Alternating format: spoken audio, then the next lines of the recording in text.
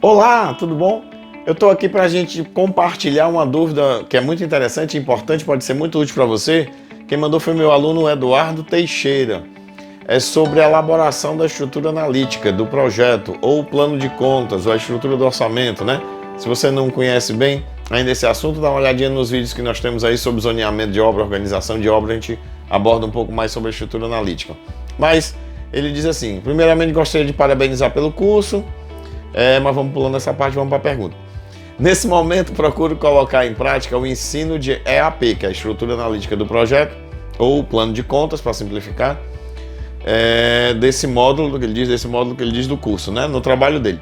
A empresa que eu trabalho constrói uma estação de tratamento de esgoto, uma ETE. Fiquei com a tarefa de fazer o planejamento. Assim, iniciei por uma estrutura, perfeito, que é o primeiro passo, é exatamente esse. É olhar a obra, as características da obra, a tipologia da obra, os projetos, se a obra tem alguma restrição, né? Tem alguma limitação, ainda mais, né? Principalmente obras de infraestrutura.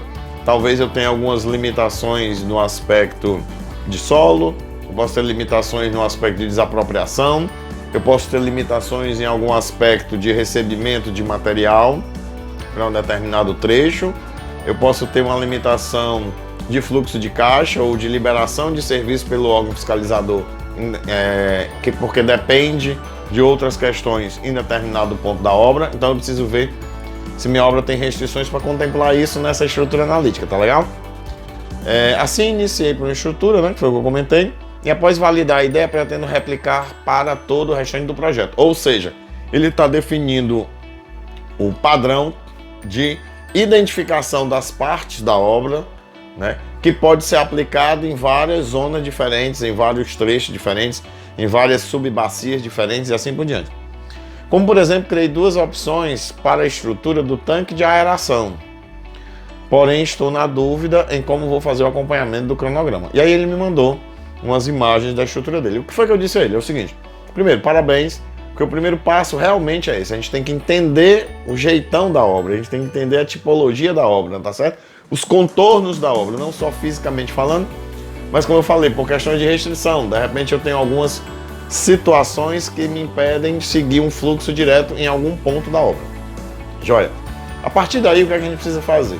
Nós precisamos verificar se essa forma de organizar o planejamento, ela está de acordo com o processo de construção, com a própria organização da execução, tá certo? Então é muito importante que, se existe uma área na empresa ou para essa obra que cuida do planejamento e a área de execução em si, né, o canteiro de obras, é importante que o responsável ou a responsável pelo planejamento interaja o máximo possível com o responsável ou a responsável pela execução da obra, tá legal?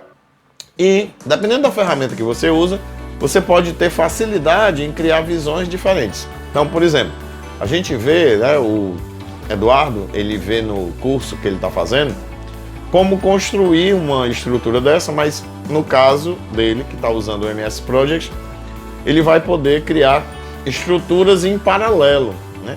Eu vou ter, imagine o seguinte, que uma estrutura é uma forma de ver.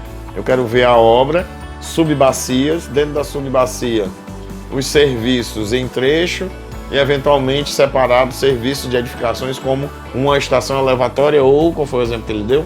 Olha, nem o exemplo, o caso dele, tanque de aeração. Tá joia? Então, é uma forma. Mas eventualmente eu posso querer ver de outras formas, e aí essas outras formas eu tenho como construir informações, dependendo do software, né? No caso dele é o Project, em que eu consigo mudar a forma, né? Melhor dizendo, mudar o jeito de enxergar a organização da obra.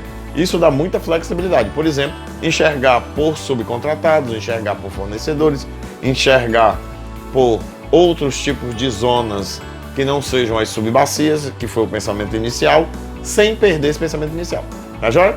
Então, fica aqui o comentário dele, fica aqui para você a sugestão e a lembrança, a orientação que sempre vamos começar pensando na forma de estruturação da obra, e isso tem que ser algo que o planejamento vai fazer, mas em conjunto com a execução.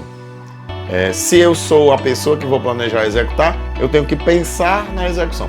Se não sou eu tenho que chamar e tentar trabalhar em conjunto da melhor maneira possível com quem vai fazer a execução da obra, tá legal? Grande abraço.